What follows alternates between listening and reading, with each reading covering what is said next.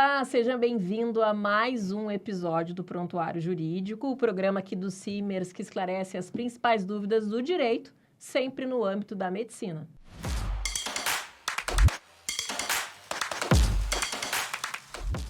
E para conversar hoje aqui conosco sobre um tema essencial para quem trabalha na área da saúde, que é a questão de negociações, mediações e ações coletivas, é com grande prazer que eu recebo o advogado do Simers, doutor Horácio Lucena.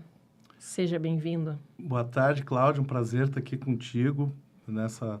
Podemos trazer alguns esclarecimentos aí que são importantes para a categoria médica e nesse tema aí que envolve direito coletivo, envolve negociações, envolve questões que são muito importantes nos contratos de trabalho dos empregados, né? Doutor, tu estavas conversando comigo aqui nos bastidores sobre as diferenças. Na verdade, são 3 fases distintas, mas não necessariamente uma complementa a outra, né?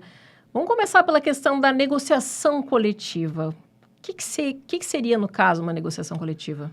Bom, Cláudia, a negociação coletiva ela é uma espécie de negociação, né, que existe diretamente entre o sindicato, representando os interesses dos empregados, e a figura do empregador, do empregado, ou o sindicato que representa os empregadores, né? Pode existir tanto a negociação direta, que vai gerar um acordo coletivo, quanto a negociação com o sindicato patronal, que aí gera a convenção coletiva. Mas, na verdade, é uma espécie de negociação em que o empregado gera os seus anseios, né, traz ao sindicato aquilo que a gente entende como uma pauta de reivindicações, né, entende que determinados direitos não estão sendo alcançados, né, e essa pauta de reivindicações ela é formalizada e essa pauta formalizada ao sindicato ela é levada até o empregador ou o representante do empregador. O representante do empregador ele vai fazer uma análise em cima dessa pauta que foi levada e vai responder, olha, isso aqui eu posso atender, aquilo ali não posso, tal ponto eu posso atender, tal ponto eu não posso atender, vai dar uma resposta, é levada a categoria daí acaba deliberando em cima daquilo que o empregador trouxe, pode trazer uma outra proposta, uma outra resposta. Ao final da negociação, chegando as partes a um consenso, é firmado ou um acordo coletivo ou uma convenção coletiva.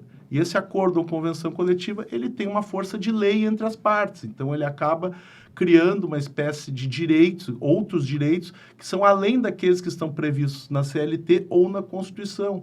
Então, são direitos que acabam não estando previstos necessariamente em lei, mas que são direitos superiores àqueles previstos em lei. Eu posso te dar alguns exemplos. Por exemplo, a lei prevê, por exemplo, o adicional noturno. O adicional noturno ele deve ser de 20%, deve ser uma hora que deve ser paga 20% a mais pelo fato do médico trabalhar em horário noturno. A partir das 19? A partir das 22 horas. 22, tá? né? Das 22 até as 5 da manhã é o que a CLT prevê. Mas, graças às negociações coletivas, né, e aos acordos coletivos que o Simers vem obtendo há muitos anos, no caso dos médicos, nós temos uma norma que prevê que o adicional é de 50% para quem trabalha em período noturno, ou seja, superior àquele previsto na lei. Outra questão que também pode ser trazida como exemplo, não existe previsão legal para o adicional de tempo de serviço, né? O adicional de tempo de serviço é uma criação que vem das normas coletivas.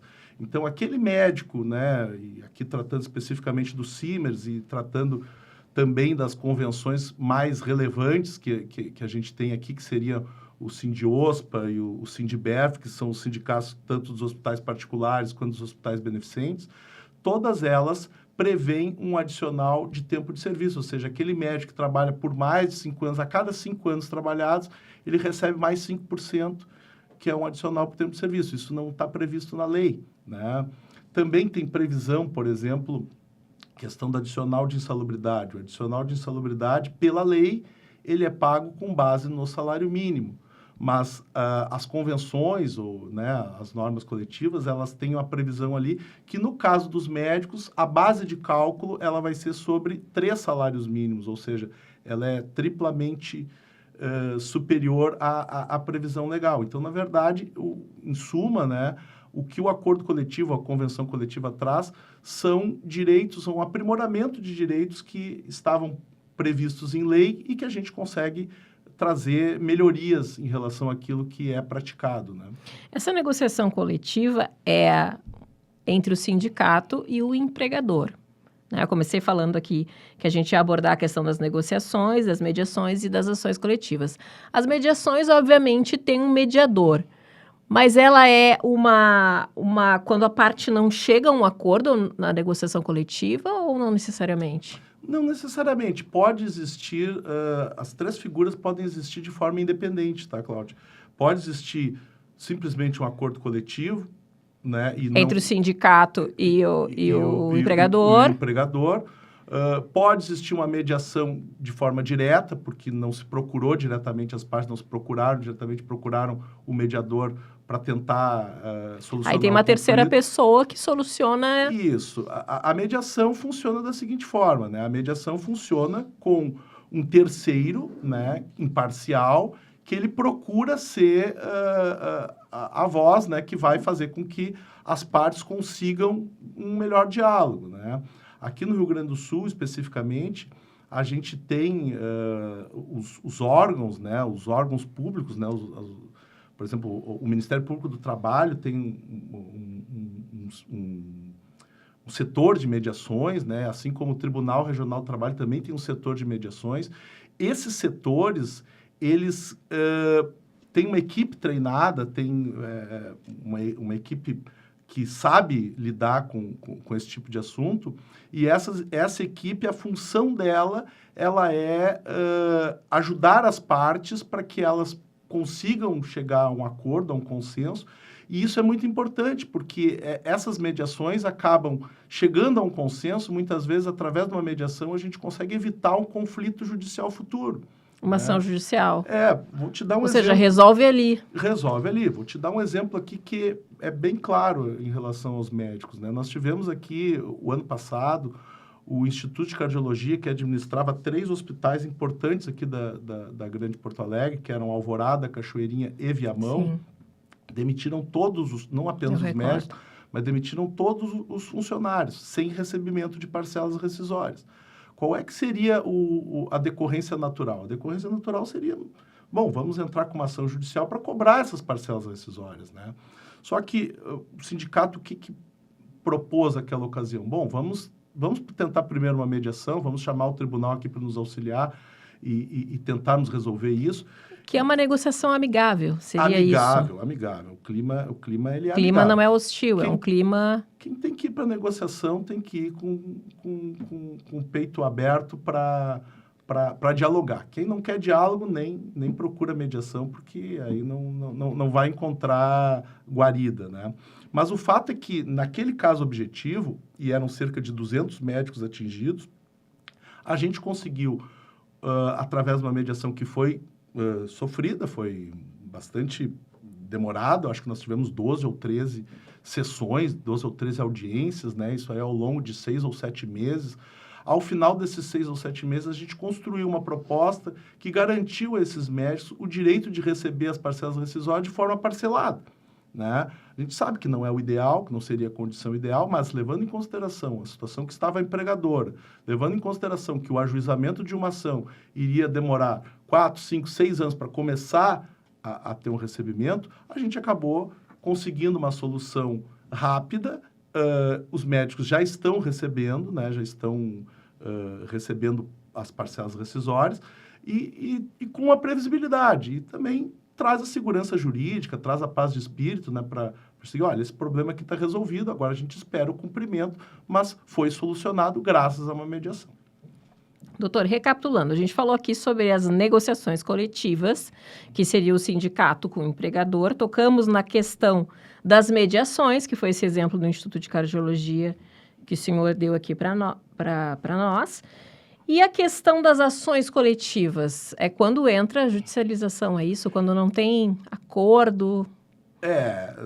Quando não se entra num consenso? As ações coletivas, via de regra, é quando não se consegue chegar num consenso e aí o sindicato vai procurar o Poder Judiciário, vai procurar a Justiça do Trabalho para levar aquele pleito em nome dos médicos, né? Olha, está acontecendo determinada situação. Aqueles médicos não receberam as parcelas rescisórias, a gente vai entrar com uma ação coletiva para cobrar as parcelas rescisórias e aí o juiz vai analisar o caso e vai, né, com base na lei, com base na jurisprudência, ele vai tomar uma decisão. Olha, os trabalhadores têm direito ou não têm direito, né? É uma análise que é feita daí pelo Poder Judiciário. Doutor, o que vale mais a pena para o médico, na tua opinião? Entrar com uma ação coletiva, com uma ação individual?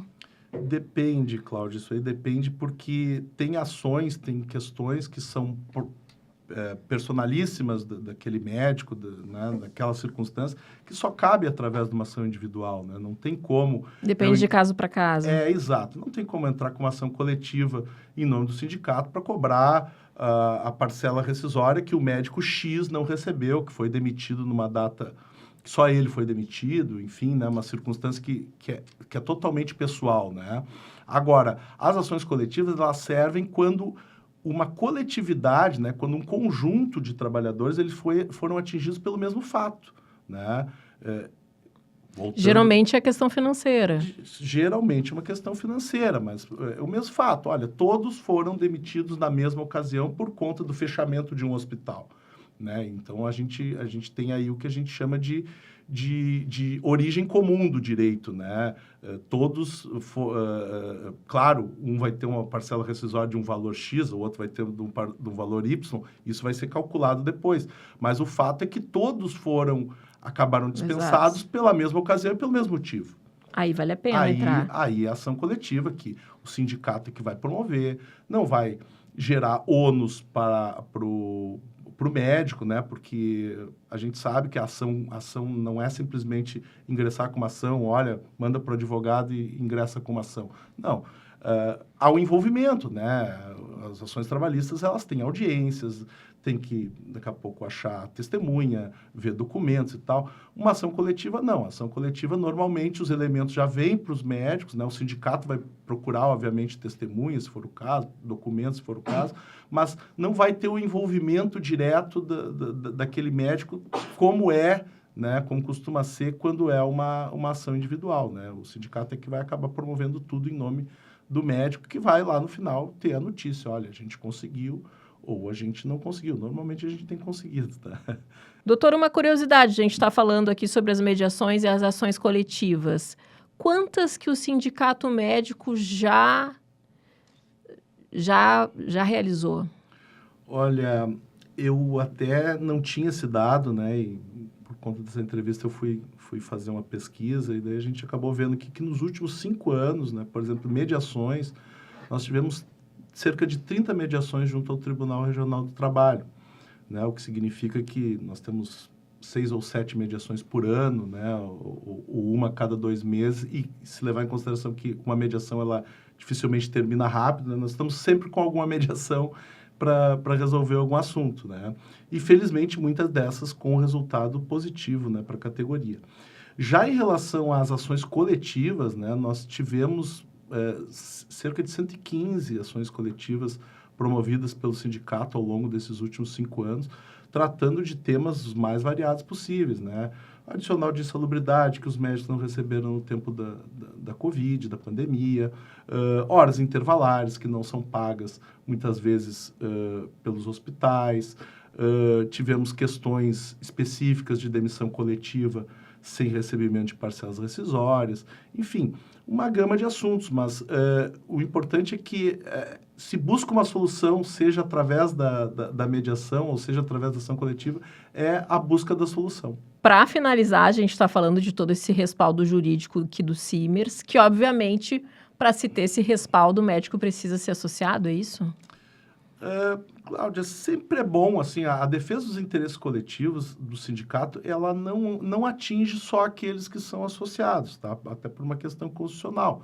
Mas sempre é importante a sindicalização, porque é através da sindicalização que o médico ele vai estar por dentro da pauta, vai estar sabendo né, quais são os problemas que estão acontecendo, vai ter uma proximidade maior para levar ao sindicato.